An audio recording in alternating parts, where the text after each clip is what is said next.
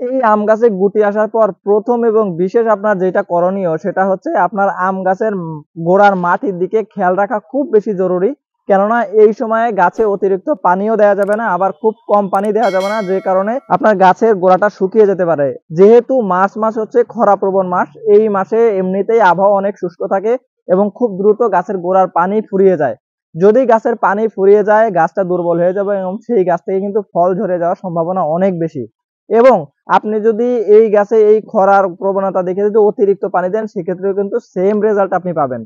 তো এই জন্যই আপনার গাছে যেন অতিরিক্ত পানি হয়ে না যায় এবং গাছে যেন অনেক বেশি পানির সংকটও না হয় সেদিকে আপনাকে পরিপূর্ণ লক্ষ্য রাখতে হবে। প্রিয় দর্শক, 2 নম্বর যে বিষয়টা আপনারা খেয়াল রাখবেন, এই সময়ে যেই গাছের আমের গুটিগুলো বড় হয়ে গেছে সেই সব গাছে দেখতে পারবেন এইরকম এক একটা আমের থোকার মধ্যে আপনার 4টা 5টা বা 10টা আমের থোকা হয়। এই থোকাগুলোতে আপনারা যদি সবগুলো আম রেখে দেন বা এক একটা থোকার মধ্যে 10টা 15টা আম যদি থেকে যায় তাহলে কিন্তু আপনার সেই আমের স্বাস্থ্য এবং গুণগত মান ঠিক থাকবে না। এ কারণে আপনাদের যাদের আমের এইরকম এক একটা থোকার মধ্যে 5টা 7টা 10টা করে আম আসে সেখান থেকে আপনারা সেটাকে থিনিং করে দিবেন বা সেখান থেকে আম কমিয়ে দিবেন।